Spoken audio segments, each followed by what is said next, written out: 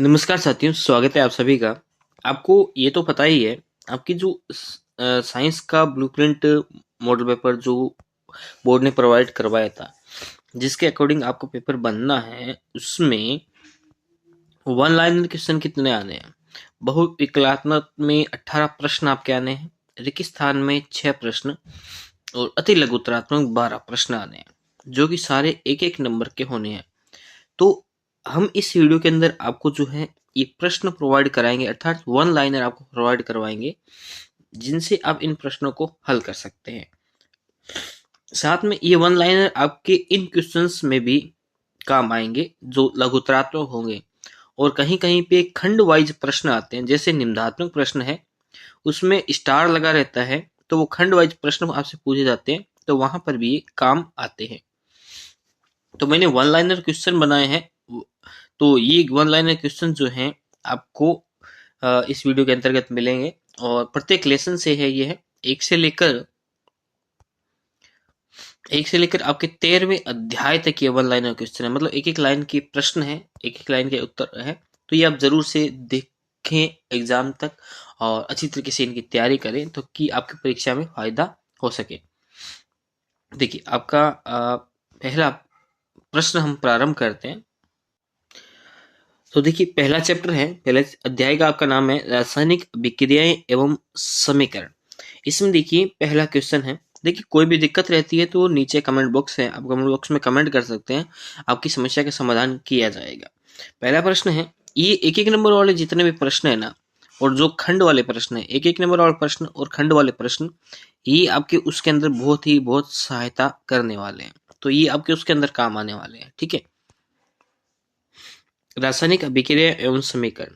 रासायनिक अभिक्रियाओं को संतुलित क्यों करना आवश्यक है? रासायनिक अभिक्रिया को संतुलित करना आवश्यक है ताकि द्रव्य संरक्षण का नियम पूरा हो सके, जो कहता है कि अभिक्रिया में परमाणु की संख्या समान रहनी चाहिए। अर्थात कहने का यह है कि परमाणु की संख्या समान रखने के लिए, द्रव्य संरक्षण का नियम पूरा करने के लिए अभिक्रिया को संतुलित करना आवश्यक है। उसके पश्चात है दूसरा प्रश्न है,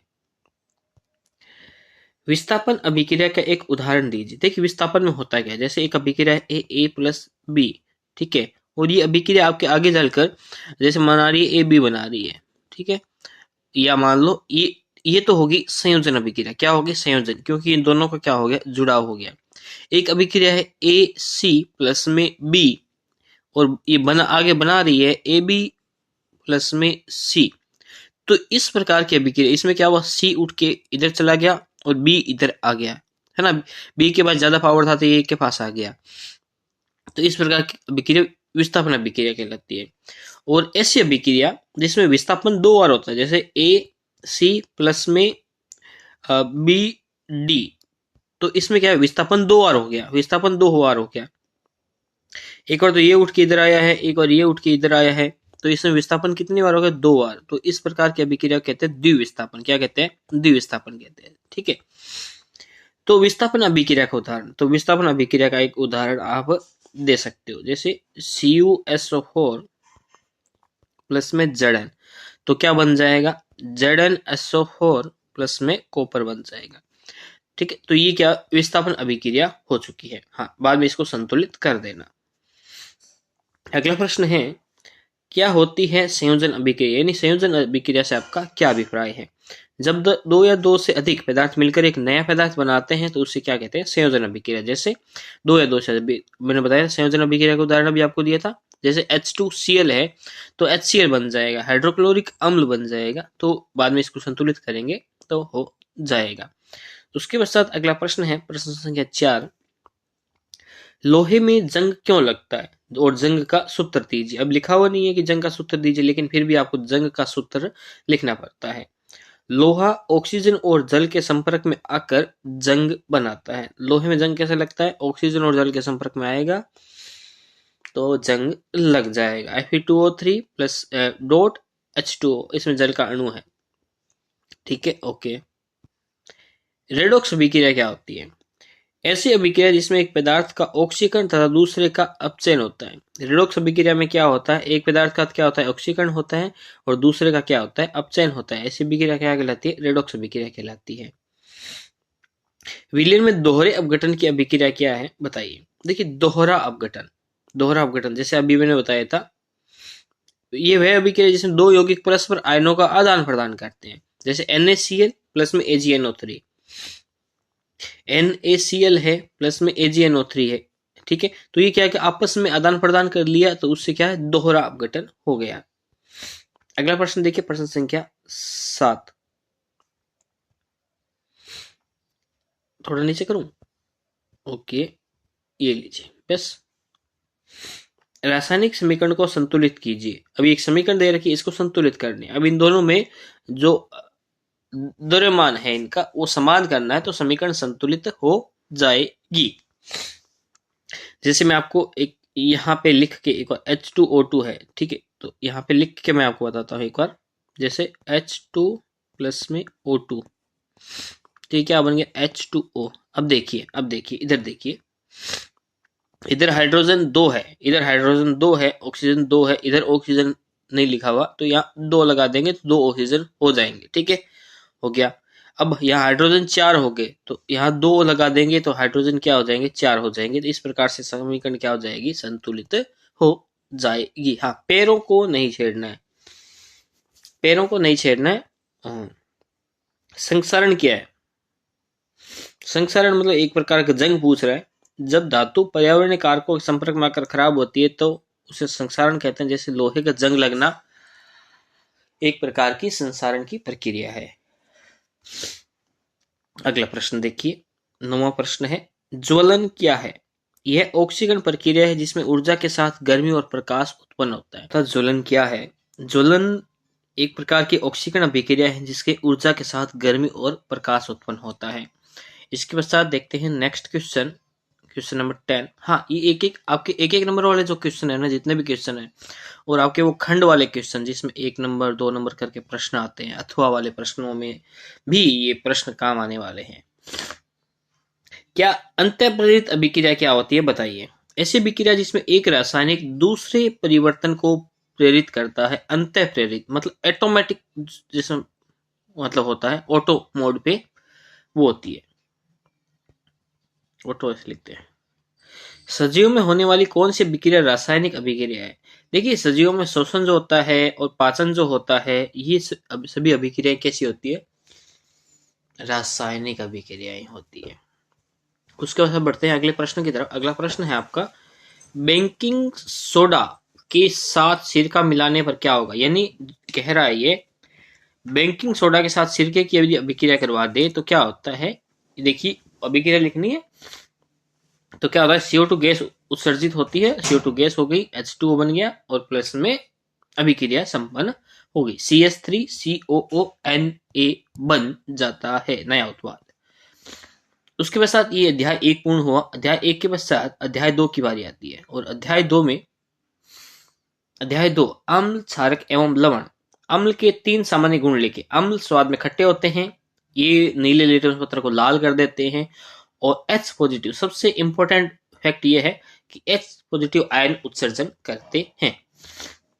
जो अम्ल होते हैं वो H पॉजिटिव देते हैं, जबकि क्षार जो होते हैं वो OH नेगेटिव देते हैं, ठीक है। पीएच पैमाना क्या है। पीएच पैमाना किसी विलयन की अम्लीयता और क्षारीयता को मापने का पैमाना है पीएच पैमाना। पीएच पैमाने की वैल्यू 0 से 14 के मध्य होती है। मुझे याद है एक बार मैंने 10th के ही एबीसीडी वाले प्रश्नों में, वस्तुनिष्ठ प्रश्नों में एक प्रश्न आया है, पीएच की वैल्यू होती है 1 से 14, 7 से 14, 0 से 14, 1 से 14।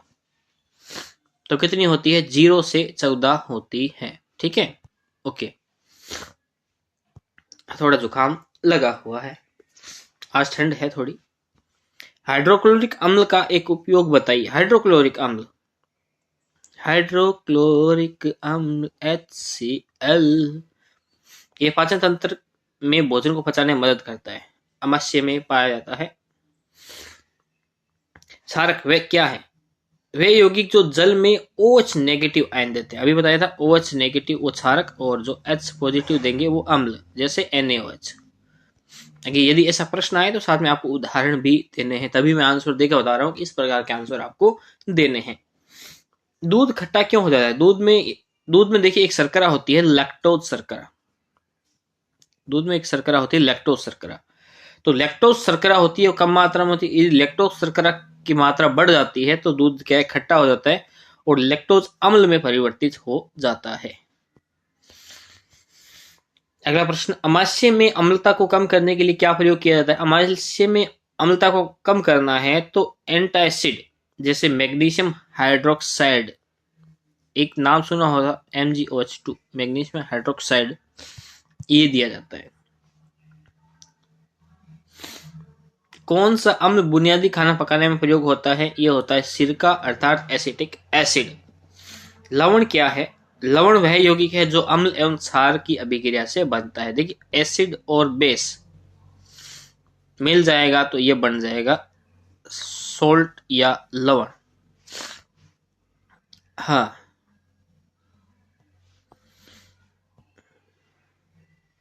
जैसे उदाहरण दू क्या, एक आपको उदाहरण दू, जैसे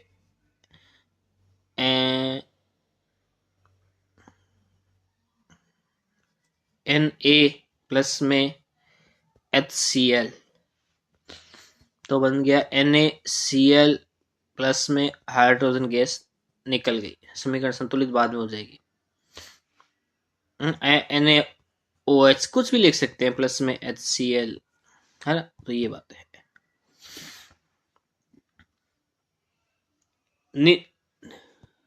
नींबू के रस में कौन सा अम्ल होता है? साइट्रिक एसिड होता है। सिट्रिक एसिड विटामिन सी के कारण होता है।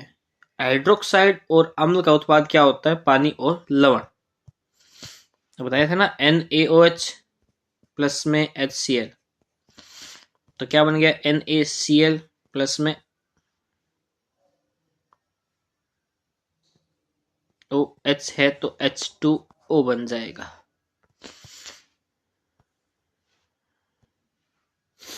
कौन सा अम्ल बैटरी में प्रयुक्त होता है? सल्फ्यूरिक अम्ल। प्रश्न पूछ सकता है बैटरी में प्रयुक्त होने वाला अम्ल है तो कौन सा है? सल्फ्यूरिक अम्ल है। प्लास्टर ऑफ पेरिस बनाने में उपयोग होने वाला यौगिक कौन सा है? कैल्शियम सल्फेट है। कौन सा है? Calcium sulphate. Calcium sulphate plaster of Paris बनाने में प्रयुक्त होता है। अध्याय नंबर 3, कौन सी धातु हवा और पानी के संपर्क में आने पर ज्वलनशील होती है? सोडियम। आपके एक नंबर वाले प्रश्न है ना, उनके अंदर ये काम आने वाले, खंड वाले प्रश्न है वो काम आने वाले। कक्षा 10 के विद्यार्थियों के लिए मैं बता रहा हूं, ठीक है, कक्षा 10 के विद्यार्थी। हाँ, जिनके भी एनसीईआरटी पाठ्यक्रम लागू होता है उन सभी के लिए ये इंपॉर्टेंट रहने वाले हैं।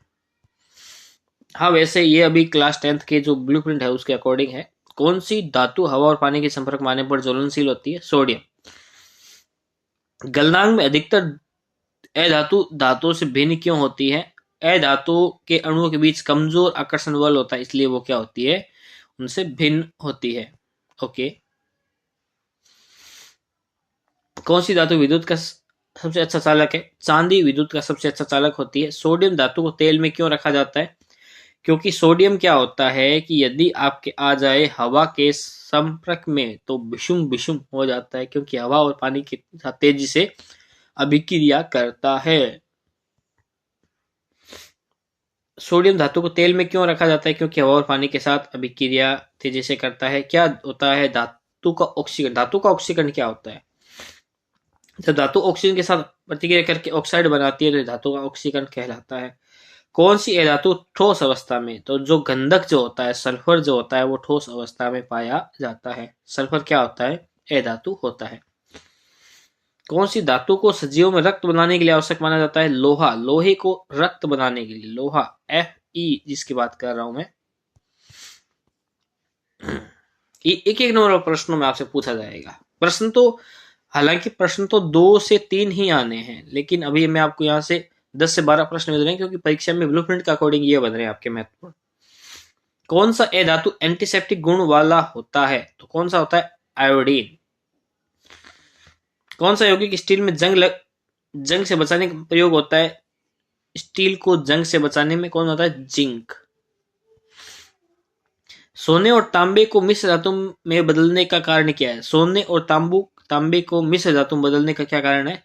ताकि इनकी कठोरता बढ़ाई जा सके और उनकी उपयोगिता भी बढ़ाई जा सके, इसलिए इनको बदला जाता है आपके मिश्र धातु में। कौन सी धातु कमरे के तापमान पर द्रव होती है? ब्रोमीन। ए धातु कमरे के तापमान पर द्रव होती है ब्रोमीन। ब्रोमीन जो होती है वो कमरे के तापमान पर होती है द्रव।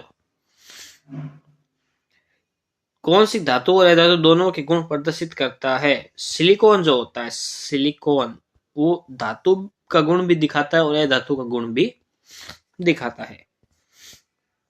अगला अध्याय प्रश्न अध्याय संख्या 4, कार्बन और उसके यौगिक। कार्बन कितने संयोजक इलेक्ट्रॉन होते हैं? तो कितने होते हैं? 4। साबुन और डिटर्जेंट में अंतर बताइए। साबुन कठोर जल में काम नहीं करता जबकि डिटर्जेंट कठोर जल में काम करता है। कौन सी गैस एथेनॉल को जलाने पर बनती है? एथेनॉल को जलाएंगे तो कौन सी गैस बनेगी? Carbon dioxide. अगला प्रश्न प्रश्न संख्या 4, एथीन गैस का उपयोग कहाँ होता है? एथीन गैस जो फलों को पकाने में कौन सा यौगिक कार्बनिक एसिड है? एसिटिक एसिड जो होता है कार्बनिक एसिड आपका होता है। साबुनीकरण, साबुन का माइसलीकरण क्या होता है? मिसेल निर्माण की प्रक्रिया क्या होता है? जब साबुन जल में तेल के कणों को घेर कर घुलनशील बना देता है तो यह प्रक्रिया मिसेल निर्माण की प्रक्रिया कहलाती है और इसे ही माइसलीकरण कहते हैं। पूर्ण और अपूर्ण दहन में क्या अंतर है? पूर्ण दहन क्या होता है? एक तो देखिए जब दहन होता है, दहन की प्रक्रिया तो आप जानते हैं, तो दहन होता है ना, दहन दो प्रकार का होता है। एक तो होता है पूर्ण दहन और एक होता है अपूर्ण दहन। तो इनमें अंतर क्या होता है? ठीक है, देखिए जो पूर्ण दहन होता है उसमें CO2 बनती है और जबकि अपूर्ण दहन में कार्बन मोनोऑक्साइड बनता है, CO बनता है। CO2 और कार्बन डाइऑक्साइड और CO कार्बन मोनोऑक्साइड बनता है। ठीक है, तो अपूर्ण दहन और पूर्ण दहन में अंतर पूछे तो भी आप ये मतलब एक अंतर पूछे तो आप ये लिख सकते हो। ठीक है, अगला प्रश्न देखते हैं। कौन सा यौगिक शराब बनाने में प्रयोग होता है? तो एथेनॉल शराब बनाने में प्रयुक्त होता है।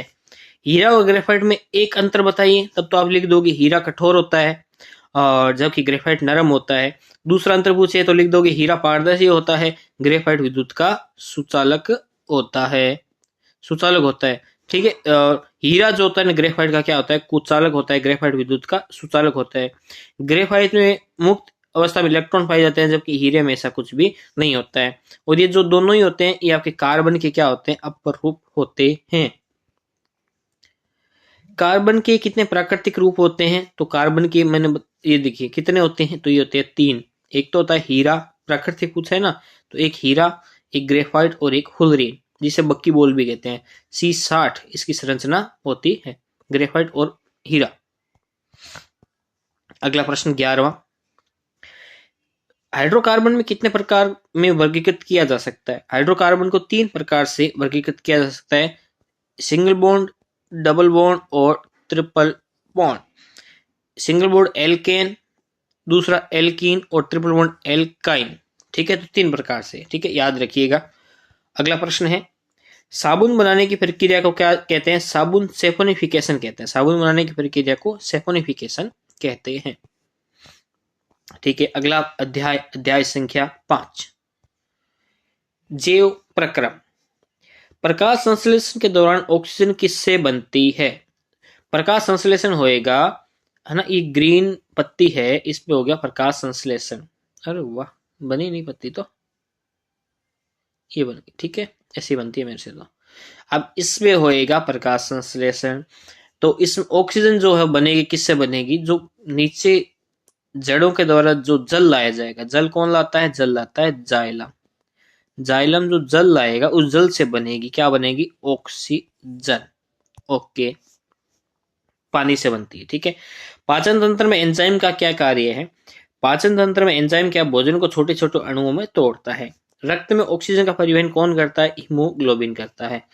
पौधों में जल परिवहन के लिए कौन सा उत्तरदायी है? तो ये है जाइलम। कौन सा है? जाइलम। किस प्रक्रम में पत्तियों से पानी का वाष्पन होता है? वाष्पोत्सर्जन। मनुष्य के पाचन तंत्र का मुख्य अंग कौन सा है? छोटी आंत। छोटी आंत। श्वसन और दहन में अंतर बताइए। श्वसन नियंत्रित जैव प्रक्रिया है जबकि दहन अनियंत्रित रासायनिक प्रक्रिया है। पहली बात, श्वसन जैव प्रक्रिया है और दहन रासायनिक प्रक्रिया है। श्वसन नियंत्रित जैव प्रक्रिया है जबकि दहन जो है अनियंत्रित रासायनिक प्रक्रिया है। कौन सा हार्मोन इंसुलिन का उत्पादन करता है? अग्नाशय। किस प्राणी में एकल परिसंचरण होता है? मछली में एकल रक्त परिसंचरण पाया जाता है। पत्तियों में भोजन का निर्माण कहाँ होता है? क्लोरोप्लास्ट में। कहाँ होता है? क्लोरोप्लास्ट में। 11वां प्रश्न है, मनुष्य में नाइट्रोजन उत्सर्जन का मुख्य उत्पाद क्या है? यूरिया। यूरिया होता है मनुष्य में। यूरिक एसिड जो होता है जलीय जीवों में होता है। हाँ, श्वसन का एरोबिक तथा एनारोबिक प्रकार में अंतर बताइए। देखिए, श्वसन के दो प्रकार आपने यहाँ पे पढ़े, एक तो एरोबिक और एक एनारोबिक। एरोबिक में ऑक्सीजन की आवश्यकता होती है, जबकि एनारोबिक में नहीं, है ना। एक ऑक्सी श्वसन और एक अनॉक्सी श्वसन।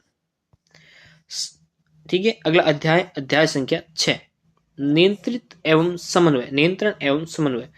पौधों में हार्मोन का क्या कार्य है? वृद्धि एवं विकास को नियंत्रित करना हार्मोन का मुख्य कार्य होता है। तंत्रिका आवेग कैसे उत्पन्न होता है? उत्तेजना से न्यूरॉन में विद्युत संकेत उत्पन्न होते हैं, जिससे तंत्रिका आवेग उत्पन्न होता है। कौन सा हार्मोन पौधों में फलों को पकाने में? तो एथिलीन, जो आपने पहले भी पढ़ा था। मनुष्य के मस्तिष्क में कितने मुख्य भाग है? मनुष्य के मस्तिष्क में 3 मुख्य भाग होता है, एक अग्र मस्तिष्क, एक मध्य और एक पश्च मस्तिष्क। आंख की रेटिना पर बनने वाली छवि कैसी है? आंख की रेटिना पर जो छवि बनेगी वो रियल होगी और आपकी जो है उल्टी होगी। रियल होगी और आपकी उल्टी होगी। अगला है प्रश्न संख्या 6, रिफ्लेक्स क्रिया क्या है? बिना सोचे समझे त्वरित प्रतिक्रिया है जो रिफ्लेक्स प्रतिक्रिया है या क्रिया है। अगला प्रश्न है प्रश्न संख्या 8, और 8वां प्रश्न कहता है, तंत्रिका तंत्र का क्या कार्य? शरीर के विभिन्न हिस्सों के बीच संचार करना ही तंत्रिका तंत्र का मुख्य कार्य है। कौन सा हार्मोन शरीर की वृद्धि को नियंत्रित करता है? तो ग्रोथ हार्मोन जो है वो करता है। क्या है? सिनेप्स क्या है? न्यूरॉन के बीच जो संपर्क स्थल है उसको साइनेप्स या सिनेप्स कहते हैं। मनुष्य में असंतुलन क्यों होता है? मस्तिष्क के पश्च भाग में समस्या के कारण मनुष्य में असंतुलन हो जाता है। पौधों में जल ग्रहण की दिशा निर्धारित करने वाला हार्मोन कौन सा है? ऑक्सिन हार्मोन जो है जल ग्रहण की दिशा को निर्धारित करता है। उसके पश्चात है अध्याय संख्या 7, जीव जनन कैसे करते हैं? वनस्पति जनन में कौन सा पौधा कंद द्वारा पुनरुत्पादन होता है? तो आलू जो है कंद द्वारा होता है। बीजाणु क्या है? एक प्रकार का अलैंगिक जनन है। बीजाणु जनन क्या है? एक प्रकार अलैंगिक जनन जिसमें जीव नए बीजाणुओं से विकसित होता है, जैसे कि फफूंद। तो फफूंद में बीजाणु जनन होता है। परागकण कितने प्रकार का होता है? परागकण 2 प्रकार का होता है। परागण 2 प्रकार का, एक स्वपरागण और एक पर परागण। मनुष्य में जनन कोशिकाएं कौन सी है? मनुष्य में नर में होते हैं शुक्राणु, मादा में होती है अंडाणु। ठीक है, उसके बाद अगला प्रश्न है, फूल के किस भाग में नर और मादा जनन अंग होते हैं? नर में होता है पुंकेसर, जहां नर जनन अंग और होता है, मादा में होता है अंडज या अंडब, जहां मादा जनन अंग होते हैं। अगला प्रश्न, अमीबा किस प्रकार का जनन करता है? अमीबा के अंदर होता है 2 अलग अलग खंड बन जाएंगे तो द्विखंडन, बाइनरी होता है। मानव में निषेचन कहाँ होता है? निषेचन होता है अंडवाहिनी के अंदर। शुक्राणु के मुख्य भाग कौन से हैं? शुक्राणु जो है, एक तो होती है उसकी पूंछ, एक होता है उसका सिर के आगे एक शंकु होता है जिसे कहते हैं एक्रोसोमल शंकु। एक्रोसोमल शंकु 10th क्लास में आपको पढ़ने को नहीं मिला है इस क्लास के अंदर। ठीक है, तो एक तो ये पीछे वाला पार्ट हो गया, टेल पार्ट हो गया, एक गर्दन हो गई इसकी, और एक हो गया सिर हो गया। तो 3 पार्ट हो गए। ठीक है, मुख्य। हाँ, गर्दन हिलती रहती है जो तैरने में सहायता करती है। क्लोनिंग क्या है? एक समान जीन वाले जीव का निर्माण क्या कहलाता है? क्लोनिंग कहलाता है। निषेचन 2 प्रकार का होता है, एक बाह्य निषेचन और एक आंतरिक निषेचन। बाह्य निषेचन किसे कहते हैं? जब निषेचन शरीर के बाहर होता है तो उसे बाह्य निषेचन कहते हैं, जैसे मेंढक में। और निषेचन शरीर के अंदर हो तो उसे आंतरिक निषेचन, जैसे गाय, कुत्ता, बिल्ली, भेड़, मनुष्य में होता है। किस पौधे में कटिंग द्वारा जनन होता है? गुलाब में पर का कट किया जाता है और उसको दूसरी जगह रोप दिया जाता है तो जनन हो जाता है। पराग कण किसके द्वारा अंडक तक पहुंचते हैं? हवा, पानी या कीट के द्वारा जो है पहुंच जाते हैं। अलग अलग माध्यम इनके होते हैं। 8वां अध्याय आनुवंशिकता और जैव विकास। आनुवंशिकता का मूल सिद्धांत किसने दिया? ग्रेगर जॉन मेंडल ने। गुणसूत्र के कितने जोड़े मानव में पाए जाते हैं? तो 23 जोड़े गुणसूत्र के मानव में पाए जाते हैं, अर्थात टोटल 46 गुणसूत्र मानव में पाए जाते हैं। लिंग निर्धारण किस पर निर्भर करता है? लिंग निर्धारण आपके एक्स और वाई पर निर्भर करता है, जो कि आपके किस में पाया जाता है? नर में पाया जाता है। जीन क्या है? ये डीएनए का खंड है जो लक्षणों को नियंत्रित करता है। लक्षणों को नियंत्रित कौन करता है? जीन करता है। जीन क्या है? डीएनए का खंड है। आनुवंशिकता के नियमों का प्रयोग किस पर किया गया? मटर के पौधे पर। किसने किया? ग्रेगर जॉन मेंडल ने। आधुनिक मानव का पूर्वज किसे कहा जाता है? पूर्वज माना जाता है, किसे माना जाता है? होमो इरेक्टस को माना जाता है। अधिग्रहित गुण वंशानुगत गुण के अंतर बताइए। अधिग्रहित जो मतलब ग्रहण किए जाते हैं, और वंशागत में जो डीएनए से प्राप्त होते हैं। पृथ्वी पर जीवन का पहला रूप कौन सा था? सबसे पहले आए थे सूक्ष्म जीव। ओके, हाँ। प्राकृतिक वर्ण क्या है? प्राकृतिक वर्ण का सिद्धांत किसने दिया? चार्ल्स डार्विन ने। इन्होंने कहा कि जीव अपने पर्यावरण में जीवित रहने के लिए अनुकूलित होते हैं, यही प्राकृतिक वर्ण का सिद्धांत कहलाता है। किसने दिया था? चार्ल्स डार्विन ने दिया था। डीएनए की संरचना को क्या कहते हैं? डीएनए की संरचना मतलब कैसी है? दोहरी कुंडलिनी संरचना है, डबल हेलिक्स वाली संरचना है। वॉटसन व क्रिक ने दी थी। आनुवंशिकता में किसका अध्ययन किया जाता है? लक्षणों का एक पीढ़ी से दूसरी पीढ़ी में स्थानांतरण, यह आनुवंशिकता में अध्ययन किया जाता है। F1 पीढ़ी, F2 पीढ़ी आपने पढ़ी होगी। लुप्तप्राय प्रजातियों के कारण क्या है? पर्यावरणीय बदलाव और मानव गतिविधियां ही लुप्तप्राय प्रजातियों के कारण है। अध्याय 9 में है प्रकाश का परावर्तन और अपवर्तन। देखिए, कोई भी कमेंट दिक्कत आपको आती है तो कमेंट बॉक्स में कमेंट कीजिएगा। ये प्रश्न आपके एक एक नंबर वाले प्रश्नों में और खंड वाले प्रश्न जो होते हैं उनके अंदर काम आने वाले हैं। आपकी क्लास 10th की बोर्ड परीक्षा की मैं बात कर रहा हूं।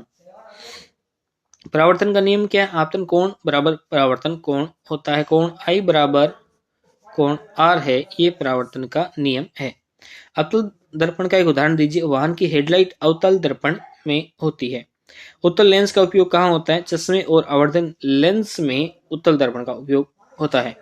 परावर्तन और अपवर्तन में क्या अंतर है? परावर्तन प्रकाश तेज से वापस लौटता है, अपवर्तन प्रकाश माध्यम बदलते समय मुड़ता है। प्रकाश की गति परिवर्तन अपवर्तन का कारण क्यों है? क्योंकि विभिन्न माध्यमों प्रकाश की गति अलग अलग होती है। पूर्ण आंतरिक परावर्तन का उपयोग कहाँ होता है? ऑप्टिकल फाइबर में पूर्ण आंतरिक परावर्तन का उपयोग होता है। ये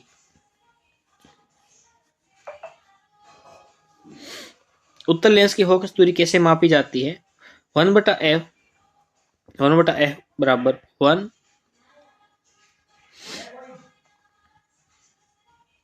ठीक है, और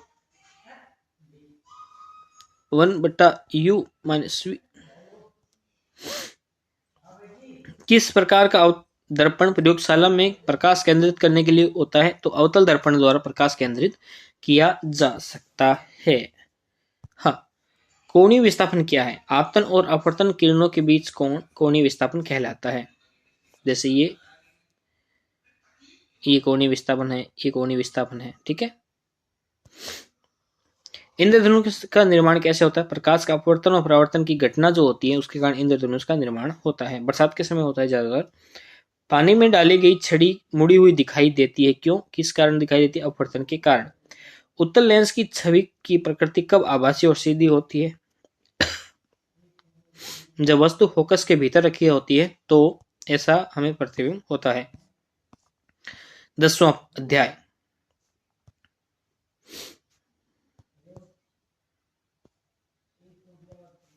मानव आंख और रंग बिरंगा संसार। रेटिना का क्या कार्य है? प्रकाश के विद्युत संकेतों में बदलना रेटिना का कार्य होता है। प्रकाश को विद्युत संकेतों में बदलना ही रेटिना का कार्य होता है। आंख की दृष्टि सीमा क्या है? 25 सेमी से अनंत, कम से कम 25 सेमी और अधिक से अधिक अनंत।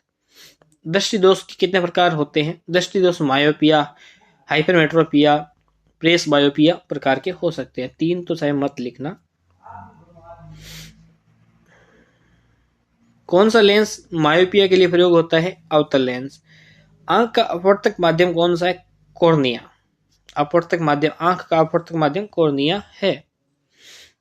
कौन सा भाग प्रकाश की तीव्रता को नियंत्रित करता है? आइरिस। दृष्टि दोष यानी रक्त अंधता क्या होती है? इसमें शंकु कोशिकाओं की समस्या के कारण यह रोग उत्पन्न होता है, जिसमें रंग जो दिखाई नहीं देता है। आंख में दृष्टि व्यर्थता कैसे उत्पन्न होती है? लेंस का आकार बदलने से, मतलब दृष्टि दोष हो जाता है। सूरज को देखने पर आंखों में जलन क्यों होती है? तीव्र प्रकाश रेटिना को क्षति पहुंचाना, मतलब इस कारण, मतलब रेटिना को क्षति पहुंचाता है तीव्र प्रकाश, तो आंखों में जलन होती है। इंद्रधनुष के 7 रंग होते हैं। कौन सा लेंस प्रेस बायोपिया का इलाज करता है? द्विफोक्सी लेंस, जो ऊपर उत्तल नीचे अवतल होता है, ये द्विफोक्सी लेंस हो गया। रात्रिचर प्राणी अंधेरे में कैसे देखते हैं? उनकी आंखों में अधिक रोड्स कोशिकाएं होती हैं, जैसे वो देखते हैं, है ना, देख पाते हैं रोड कोशिकाओं के कारण। रोड और शलाका कोशिकाएं होती है अलग अलग। अगला पर अध्याय 11वां। विद्युत धारा को मापने के लिए कौन सा उपकरण प्रयोग किया जाता है? एमीटर। कौन सा? एमीटर। प्रतिरोध का ऐसा मात्रक ओम। विद्युत धारा के लिए ओम का नियम क्या कहलाता है? V बराबर IR, जहां V वोल्टेज वो है। कौन सा पदार्थ विद्युत का कुचालक है? रबड़ कुचालक होता है। श्रृंखला संयोजन में प्रतिरोध कैसे जुड़ा होता है? R1 plus R2 plus R3 ऐसे करके जुड़ा होता है। धारिता का सूत्र, मतलब सारे एक ही क्रम में। धारिता का सूत्र क्या है? धारिता का सूत्र होता है P बराबर V/P। धारिता का हो गया। कौन सा धातु सबसे अच्छा विद्युत का चालन करता है? चांदी करती है। विद्युत धारा का दिशात्मक प्रवाह क्या कहलाता है? दिशात्मक प्रवाह क्या है? धनात्मक से ऋणात्मक टर्मिनल की ओर होता है। देखिए ये प्रश्न है, और इसके साथ ही मैंने ये प्रश्न और 12वां अध्याय बना रखा है, और 12वें अध्याय के बाद में आपका 13वां अध्याय भी है, तो ये प्रश्न बना रखे हैं। ये प्रश्न मैं आपको पीडीएफ प्रोवाइड करवा दूंगा। वैसे तो अभी आपने यहाँ पे देख ली होगी और आपको मिल गया होगा। आपने मुझे लगता है कि आपने नोट डाउन भी किया होगा, लेकिन आपको पीडीएफ चाहिए तो आप मुझे कमेंट बॉक्स में बताइएगा। मैं आपको इसकी जो है क्या करवा दूंगा, पीडीएफ जो है प्रोवाइड करवा दूंगा। ठीक है, तो आज तक लेते नहीं, अगली बार फिर से मिलेंगे। ठीक है, तब तक के लिए जय हिंद, जय भारत, वंदे मातरम। मेरा प्रयास कैसा लगा मुझे कमेंट बॉक्स में जरूर बताइएगा। ये प्रश्न बेहद ही महत्वपूर्ण है, तो परीक्षा में जाने से पहले और हमेशा इसको रिकॉल जरूर कीजिएगा, ताकि आपकी याददाश्त में बने रहे और आपको भविष्य में भी आगे काम आए। चलिए, जय हिंद, जय भारत, वंदे मातरम।